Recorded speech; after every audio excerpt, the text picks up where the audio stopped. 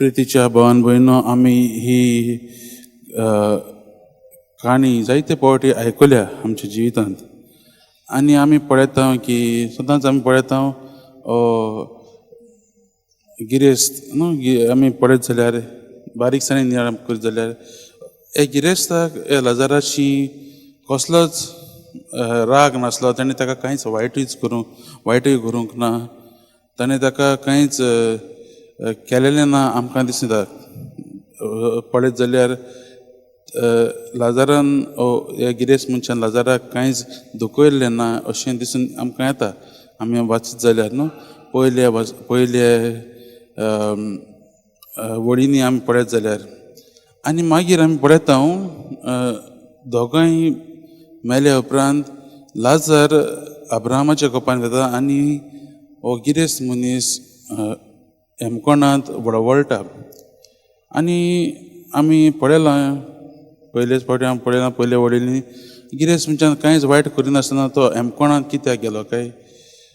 आयची ही वाचप आमकां एक बरी शिकवण दिता. ती म्हणल्यार मोगाच्या भावान भयणो, आमी कितलीं गिरेस्त जावन आमकां देवान जायते देण्यांनी भरूं आनी आमी घडये कोणाचेच मिजगोदी पडना जावन जाता आसतली.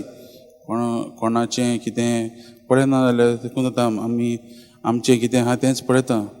पूण आयच्या ह्या वाचपांत ह्या गिरेस्त मनशाचें पातक म्हणल्यार कितें काय तें आमी पळयया. पातक म्हणल्यार ताचें कितें करूंक जातालें ताणें तें करूंक ना. म्हणजे ताचे दारवट्याची हो भिकारी लाजार आसलो, ताका ताणें आदार करूंक जातालो, तो ताणें करूंक ना. आनी पयत पुस्तक कांयच सांगूना ताणें ताका कितेंच केलें अशें म्हणून. पूण तो जाणा आसलो. कित्याक आमी मागीर फुडचे वळींनी पळयता जेन्ना तो अब्राहमाक आनी लाजाराक पळयता, तो म्हणटा अब्राहमाक म्हणटा ताचे आपणाक ते उदकाचे थेंब पिवूंक लाजाराक धाड. म्हणजे कितें हो गिरेस्त मनीस ह्या लाजाराक वळखतालो. वळखूनय ताणें ह्या लाजाराक आदार दिवंक ना. आनी तेंच तें मोगाच्या भावान भयणो, आमकां देव जायते देण्यांनी भरता. पूण जायते फावटी आमी आमचेच शक्तीचेर आमचेच पदवेचेर आमी भार धरता आनी आमी मुखार वता. आनी देवान दिल्लीं देणी आमी दुसऱ्यांक वापरूंक आमी विसरता. आनी आयज हें पातक जें हे गिरेस्त मनशांनी केलें म्हणजे कितें, देवान ताका सगळें दिल्लें.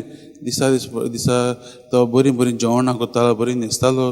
पूण ताणें ताचे भावाक जो ताचे दारा मुखार आसलो ताका तो आदाराक पावूंक ना.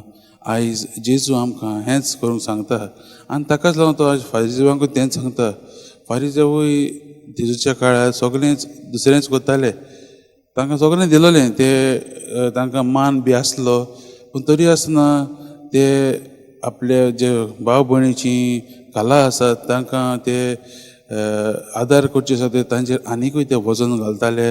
आपल्या कायद्यांनी आपल्या जायते रुल्स आनी लॉज आसात ते घालून तांचेर आनिकूय ते वजन दवरताले. आनी हेंच जेजू तांच्या तोंडार मारता. आयज आमकांय हेंच करूंक आपयल्लें आसा. एक बरी शिकवण, धाकटुली शिकवण ह्या काणयेंतल्यान आमकां मेळटा. आमकां जेजू दुसऱ्यांक, आमच्या भावांक भयणीक जीं त्रासांत बुडटात तांकां आदाराची जावंक आमकां आपयल्लें आसा. आनी तेच भाशेन तो आमकां उगडास करता की आमी असलेच पातकांत पडटात. जायते फावटी आमी कांयच करिनात, पूण आमी आमच्यान कितें करूंक जाता तें आमी करूंक पावना. इंग्लिशीन आमी म्हणटात सिन्स ऑफ ओमिशन. आमच्यान जातालें करूंक पूण आमी करूंक जालें ना. आनी ताकाच लागून मोगाच्या भावान म्हणून आमी हे जे यात्रेंत आसात, आमी यात्रिकारां देवाच्या मार्गान चलपाची. जायते फावटी आमी घडये कितें कोणाचें वायट चिंतना आसत घडये, पूण तरी आसतना आमी दुसऱ्यांक आदाराची जावंक नात. हेंच आमकां आयज उगडास करता. आमी बरीं मनशां जातलीं जाल्यार आनी बरीं फळां दितलीं जाल्यार जेजूची खरीच साक्षीदार जातलीं जाल्यार मोगाच्या भावान भयणो, आमी फकत कोणाचेच मिजगोदीपणान जातलीं मनशां जावचीं न्हय, पूण सगळेंच आमचें आख्खें जिवीत देवाच्या मार्गान चलोवंक म्हणजे कितें आदाराची एकामेकाच्या एकचारान वाडोवंक आमकां आपयलें. तसलीं मनशां जावंक आमी वावरूंक गरजेचें.